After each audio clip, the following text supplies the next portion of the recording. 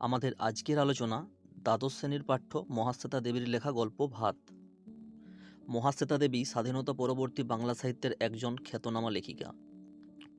1926 সালে ঢাকা শহরে জন্মগ্রহণ করেন।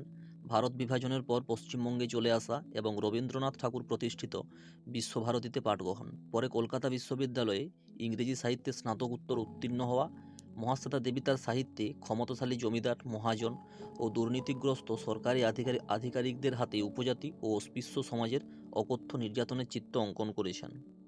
আমি সর্বদাই বিশ্বাস করি যে সত্যকারের ইতিহাস সাধারণ মানুষের দ্বারাই রচিত হয়। আমার লেখার কারণ ও অনুপ্রেরণা হলো সেই মানুষগুলি যাদের পদদলিত করা হয় ও ব্যবহার করা হয়, অথচ তারা হার মানে না। মাঝে মাঝে মনে হয় আমার লেখাগুলি আসলে তাদেরই হাতে লেখা। লেখিকা সারা জীবন সাধারণ মানুষের জন্য লড়াই করেছেন, তাদের দুঃখ যন্ত্রণার কথা বিবেকবান সমাজের কাছে তুলে ধরেছেন। ভাত গল্পটি গ্রামের এক অতি সাধারণ সর্বহারা নিরন্ন মানুষের আখ্যান। গল্পের কেন্দ্রীয় চরিত্র উৎসব নাইয়া, লোকমুখে উৎসব নাইয়া। সমগ্র কাহিনীটি এই উৎসব নাইয়াকে কেন্দ্র করেই আবর্তিত। তার কথা বলতে গিয়েই গল্পে উঠে এসেছে বড় বাড়ির কথা, গ্রাম সম্পর্কিত বোন বাসিনীর কথা এবং অন্যান্য অপ্রধান চরিত্রের কথা। এক মুঠো ভাতের জন্য তার লড়াই হলো এই গল্পের বিষয়বস্তু। গল্পের শুরুতেই পাই উৎসব নাইয়াকে, যার চোখের চাহনি বড় বাড়ির বড় বউয়ের একদমই ভালো লাগেনি। তার চাহনিতে যেন একটা উগ্রতা লুকিয়ে আছে, সাথে কোমর পর্যন্ত ময়লা লুঙ্গিটা অত্যন্ত ছোট এবং চেহারাটা বুনো বুনো। লেখিকার এই বর্ণনা থেকে আমরা সহজেই অনুমান করে নিতে পারি গল্পের প্রধান চরিত্র উৎসব নাইয়া আসলে অতি সাধারণ শ্রেণীর মানুষ। এও বুঝতে পারি তার দৈনন্দিন জীবনযাপন, বুঝতে পারি তার অভাব অনটনের কথা। বামুন ঠাকুরের কথা থেকে জানা যায় সে নাকি ভাত খাবে, বিনিময়ে বড় বাড়িতে কাজ করবে। আসলে এক মুঠো ভাতের আশাতেই উৎসব সুন্দরবনের বাদা অঞ্চল থেকে গ্রাম সম্পর্কিত বোন বাসিনীর সাথে কলকাতার এই বড় বাড়িতে এসে হাজির হয়েছিল। বড় বাড়িতে বড় বউয়ের উৎসবের প্রতি বিরূপ মানসিকতা ও তুচ্ছতাচ্ছিল্যের ভাব আছে ঠিকই, কিন্তু বড় বাড়িতে বড় বউয়ের প্রাধান্যই বা কতটুকু। এখানে সব কিছুই চলে বড় পিসিমার নিয়মে। বড় পিসিমা হলো বড় বউয়ের পিসি শাশুড়ি। বড় পিসিমার বিয়ে হয়নি। শোনা যায় বড় বউ মারা যাওয়ার পর বুড়ো কর্তা সংসার সামলাতে নাজেহাল হচ্ছিলেন, তাই আর মেয়ের বিয়ে দেওয়া হয়নি। বড় পিসিমা দেবতার সেবিকা, পূজা অর্চনা করেই তার দিন কাটে। এছাড়াও বড় পিসিমা চিরকাল সংসারের হেঁসেল দেখেছেন, ভাড়াটে বাড়িতে মিস্ত্রি লাগিয়েছেন এবং বাবার অর্থাৎ বুড়ো কর্তার সেবাও করেছেন। বাড়িতে বুড়ো কর্তার অন্তিম দশা, সেই বুড়ো কর্তাকে বাঁচানোর চেষ্টাতেই হোমযজ্ঞের আয়োজন করা হয়েছে। কর্তার বয়স 82 বছর। বড় বাড়িতে ব্যস্ততার পরিবেশ লক্ষ্য করা যায়। মেজ বউ উনুন পাড়ে বসেছে, শাশুড়ির পাছে মাছ খাওয়া ঘুচে যায়, তাই কদিন ধরেই বাড়িতে ইলিশ, পাকা পোনা, চিতল, ভেটকি মাছের যজ্ঞ লেগেছে। রান্নাবান্না করে শাশুড়িকে খাওয়ানোই হলো মেজ বউয়ের কাজ। বাড়ির সেজো ছেলে বিলেতে থাকে, ছোট বড় ও মেজো দেদার ঘুম দিচ্ছে।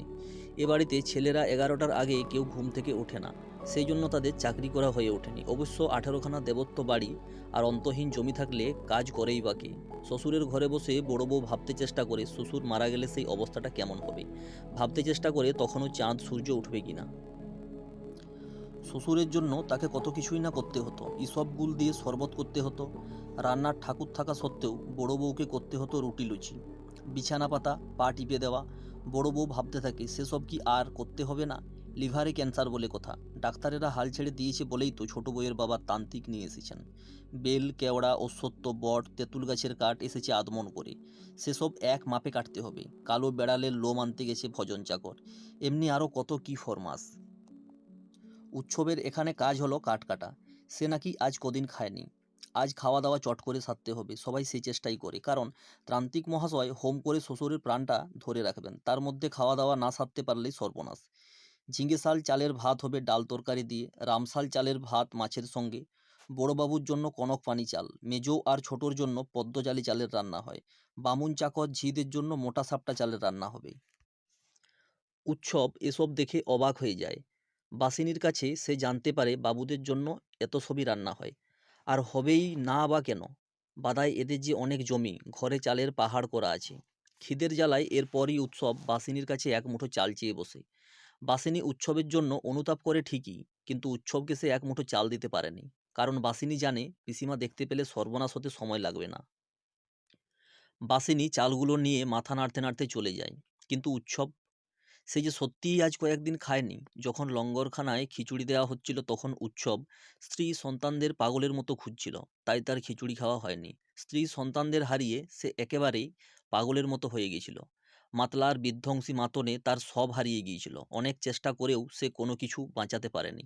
নিজের স্ত্রী সন্তানকেও না, টিনের মুখবন্ধ কৌটাটাকেও না, যার মধ্যে ছিল নিভুই উৎসবের জমি চেয়ে সরকারের কাছে দরখাস্ত। উৎসব নাইয়া, পিং হরিচরণ নাইয়া। রান্নার খিচুড়ি তো সে পায়নি, তাই রিলিফের চাল চিবিয়েই সে কয়েকটা দিন কাটিয়েছিল। এরপর পরিস্থিতি যখন একটু স্বাভাবিক হয়, যখন গ্রামের আর সকলে মাছ, গুগলি, কাঁকড়া যা পাচ্ছে ধরে ধরে খাচ্ছে, তখন উৎসব কলকাতা যাবে বলে মনস্থির করে নিয়েছে। সে জানতো কলকাতায় বাসিনীর মনিব বাড়িতে ওঢেল ভাত। সে কথা অবশ্য গ্রামের সবাই জানে। বউ ছেলে হারিয়ে সে যেন কেমন একটা হয়ে যাচ্ছিল। কোনো কিছু সে গুছিয়ে ভাবতে পারত না। তার প্রথমেই মনে পড়ে গোছ আসার আগেই ধান থেকে সবুজ রং চলে যাচ্ছে। কার্তিক মাসেই ধান খড় হয়ে গেল। উৎসব কাঁদতে থাকে। মনিবের ধান যায় তো উৎসব কাঁদে কেন, সাধনবাবু জানতে চায়। কিন্তু উৎসব জানে মনিবের ধান যাওয়া মানে সে নিজেও খেতে পাবে না। উৎসব তো সতীশের কাজ করেই কয়েকটা মাস খেতে পায়। উৎসবের মনে পড়ে অনেক দিন বাদে সেদিন সে পেট ভরে খেয়েছিল হিঞ্চে সেদ্ধ, গুগলি সেদ্ধ, নুন আর লঙ্কা পোড়া দিয়ে। খেতে খেতে চন্নুনির মা বলেছিল, দেবতার গতিক ভালো নয়কো। তারপরই কোথা থেকে কি হয়ে গেল। উৎসবের যতটুকু মনে পড়ে, ঘরের মাঝ খুঁটিটা সে মাটির দিকে শক্ত করে চেপে ধরেছিল আর চিৎকার করে ডেকেছিল ভগবানকে। কিন্তু এমন দুর্যোগের সময় যে ভগবান কোনো কাজেই লাগে না তা তার জানা ছিল না। উৎসব ভাবে, আজ যদি চন্ননীর মা বেঁচে থাকতো তাহলে উৎসবের গায়ে শত হাতির বল থাকতো। এই সব ভাবতে ভাবতে হঠাৎ বড় পিসিমার রাগ ও বিরক্তিতে খনখনিয়ে ওঠে। বলে, কাঠগুলো দাঁড়িয়ে দেখছো যে, হাত চালাও। উৎসব আবারও কাঠ কাটতে থাকে। ফুটন্ত ভাতের গন্ধ তাকে উতলা করে তোলে। এমন সময় বাসিনী লুকিয়ে লুকিয়ে তাকে ঠোঙায় করে ছাতু দিয়ে যায়। বাইরে গিয়ে ছাতুটুকু খেয়ে সে জল খায়, কিন্তু সে খাওয়া অনেকটা সাগরে শিশির পড়ার মতো। উৎসব টের পায় না কিছু। সে আবার ফিরে আসে। চারিদিকে তোড়জোড় চলতে থাকে। উৎসব বুকে বল পায়, কারণ সে ভাত পাবে আজ। উৎসব ভাত খাবে। সতীশবাবু বলেছে, বউ ছেলে মরলে লোকে পাগল হয়ে যায়, কিন্তু উৎসব ভাত ভাত করছে দেখো। কিন্তু উৎসব বলেছিল, তুমি কি বুঝবে সতীশবাবু? নদীর পাড়েও থাকো না, মেটে ঘরেও থাকো না, দেশজোড়া দুর্ভিক্ষেও তোমার ঘরে রান্না হয়। সতীশবাবু উৎসবকে ভাত খেতে দেয়নি। তার ধারণা উৎসবকে ভাত দিলেই পালে পালে পঙ্গপাল জুটবে। এইসব ভাবতে ভাবতে উৎসব কাঠ কাটা শেষ করে। 2.5 মণ কাঠ সে কেবল ভাতের আশাতেই কেটে ফেলেছে, নইলে দেহে শক্তি ছিল না। কাঠগুলো সে জায়গায় রেখে উঠোন ঝাড় দেয়। তারপরও পিসিমাকে দেখতে পেয়ে শুধোয় সে বাইরে গিয়ে বসবে কিনা। যদিও পিসিমা কথার জবাব দেয় না। বাসিনীর কথায় উৎসব অগত্যা বাইরে গিয়েই বসে। উৎসব মন্দিরে গিয়ে বউ সন্তানদের কথা ভাবতে ভাবতে কখন যেন ঘুমিয়ে পড়ে। অনেক সময় পরে ঘুম ভাঙে কারোর পায়ের ধাক্কা খেয়ে। তখন সাঁঝবেলা। উৎসব ঘাবড়ে যায় রাস্তায় বেশ কয়েকটা গাড়ি ও লোকের জটলা দেখে। কি হয়েছে জানতে চাইলে কেউই তার কথার উত্তর দেয় না। বাসিনীকে দেখতে পায় উৎসব, তবে খুব কর্মব্যস্ততাও দেখে। কে যেন বলে ওঠে, কেত্তন না এলে বেরুতে নেই। বড় পিসিমা জানতে চায় কেউ চন্দন বাটছে কিনা। উৎসব পাঁচিলে ঠেস দিয়ে ভাবতে থাকে, কত যে সময় যায়। তারপর মস্ত খাট আসে। অনেক তোড়জোড় চলতে থাকে। মেয়েরা কান্নাকাটি করে। অবশেষে দক্ষ সব বাহকরা রাত 1টার পর বুড়ো কর্তাকে বোম্বাই খাটে করে নিয়ে চলে যায়। এরপরই পিসিমা বলে বাসিনীকে সমস্ত খাবার পথে ঢেলে দিয়ে আসতে, কারণ ঘরদৌড় মুক্ত করতে হবে যে। উৎসবের মাথার মধ্যে যে মেঘ চলছিল তখনই তা সরে যায়। সে বুঝতে পারে সব ভাত ওরা পথে ফেলে দিতে চাইছে। বাসিনী বলে, ধরো দেখি দাদা। উৎসবের মাথায় এখন বুদ্ধি স্থির। সে জানে সে কি করবে। সে ভাতের বড় ডেকচিটা নিয়ে বলে, যাই দূরে ফেলে দিয়ে আসি। এরপর বেরিয়ে এসে সে হনহনিয়ে হাঁটতে থাকে। ভাত, বাদার ভাত এখন তার হাতে। বাসিনীর তখন বুঝতে বাকি থাকে না ঠিক কি ঘটতে চলেছে। তাই সে বলে, অসুচ বাড়ির ভাত খেতে নেই দাদা। উৎসব ফিরে দাঁড়ায়। তার চোখে তখন বীভৎস ক্রোধ। বাসিনী ভয়ে থমকে দাঁড়ায়। প্রায় এক নিঃশ্বাসে উৎসব স্টেশনে পৌঁছে যায়। এক মনে বসে খাবল খাবল ভাত খায়। ভাতে হাত ঢুকিয়ে সে সর্বসুখ পায়। যে সুখ চুন্নুনির মা পর্যন্ত তাকে কোনোদিন দিতে পারেনি। নিজে খায় আর মনে মনে বউ সন্তানদের সে ভাত খাওয়ায়। এরপর পেটে গরম ভাত পড়ায় সে সেখানেই ঘুমিয়ে পড়ে। সকালে পেতলের ডেকচি চুরির অপরাধে উৎসবকে মারতে মারতে থানায় নিয়ে যাওয়া হয়। আসল বাদাটার খোঁজ আর করা হয় না উৎসবের।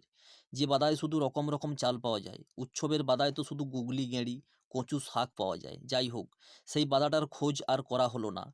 সেটা বড় বাড়িতেই থেকে যায় অচল হয়ে। ভাত গল্পের প্রেক্ষাপট রচিত হয়েছে সুন্দরবন অঞ্চলের এক হতদরিদ্র ভাগ চাষিকে কেন্দ্র করে, যে কিনা বছরের বেশিরভাগ সময় অভুক্ত থাকে। খামখেয়ালি প্রকৃতির রসের শিকার উৎসব স্ত্রী সন্তান হারিয়েও কিভাবে এক মুঠো ভাতের জন্য অমানবিক সমাজের সাথে লড়াই করেছে এবং তার করুণ পরিণতি এই গল্পের বিষয়বস্তু। একদিকে খেতে না পাওয়া মানুষের তীব্র আত্মযন্ত্রণা, অন্যদিকে অঢেল ভাতের গল্প, অপচয়ের কথা। লেখিকা উৎসব চরিত্রটিকে রক্তমাংস দান করে জীবন্ত মানুষ করে তুলেছেন এবং সর্বোপরি আমাদের অশ্রুসিক্ত করে গেছেন অনায়াসে।